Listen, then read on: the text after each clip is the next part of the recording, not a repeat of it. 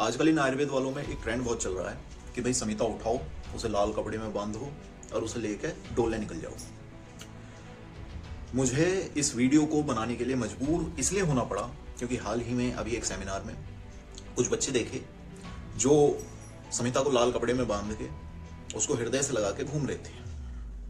मुझे उन्हें देख के बुरा नहीं लगा, अच्छी बात है, आयुर्वेद के प्रति प्रेम है, आयुर्वेद के प्रति सम्मान का भाव है, आयुर्वेद को जो है हृदय से लगा के रखे हुए हैं, इसमें मुझे किसी प्रकार की आपत्ति नहीं थी। परंतु खाने का नंबर आता है, वे बच्चे अपनी अपनी थाली लगा के मेज पे, उस समिता को उसी मेज पे जिस पे 10 लोग पहले भी खाना खा चुके थे, वो खाना पड़ा था, रख कर अपना खाना खाते हैं। दुख तब हुआ जब मैंने देखा कि वे बच्चे बड़े इन्फ्लुएंसर यूट्यूबरों के साथ अपनी फोटो खिंचवाने के लिए, प्लानिंग करने के लिए, अपने दोस्तों से मिलने के लिए, दूसरे दोस्तों से उस समिता को वहीं पर छोड़कर चले गए अपनी आवारागर्दी करने। दुख तब हुआ जब कोई बच्चा बाथरूम जा रहा है और अपने साथी को अपनी समिता देके जा रहा है और उसका साथी उस समिता को पकड़कर बाथरूम के गेट पर खड़ा है।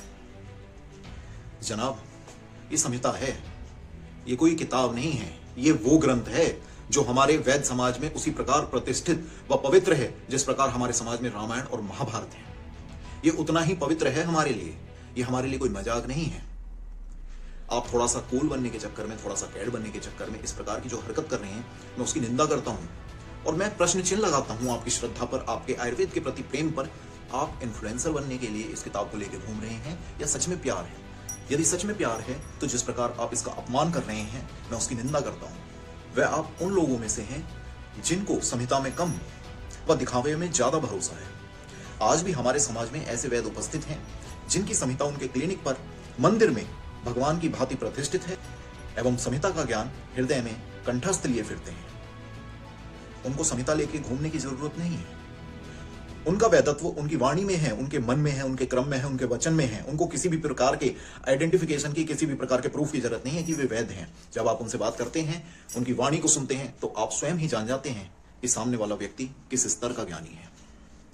हाँ, आचार्य का उपदेश था कि भाई हृदय से संहिता को लगा के रखें, पर इसका मतलब ये नहीं था कि उसको लाल कपड़े में बांध के कहीं भी जा रहे हैं तो लेके जाएं। संहिता जो है वो भगवान की भांति हमारे लिए पूजनीय है, पवित्र है। आप इसको लाल कपड़े में बांधें, बिल्कुल सही, परंतु इसके सम्मान में किसी भी प्रकार की यदि कमी होती है तो जिम्मेदार आप हैं। ये कोई मजाक नहीं है। इसके साथ लाखों वैद्यों की भावनाएं जुड़ी हैं। इस संहिता ने उन लाखों वैद्यों को जन्म दिया है जिन्होंने समाज का कल्याण कर कर इस समाज में प्रतिष्ठित हुए हैं। वे इन्फ्लुएंसर नहीं बने, उन्होंने धरातल पर रहकर कार्य को किया है। वैद्य के वैधत्व का ज्ञान उसकी वाणी से, उसकी बुद्धि से होता है, उसके ज्ञान से होता है, ना कि संहिता को लाल कपड़े में बांधकर लेकर इधर उधर घूमने से। अंतिम कड़ी में मात्र इतना कहूंगा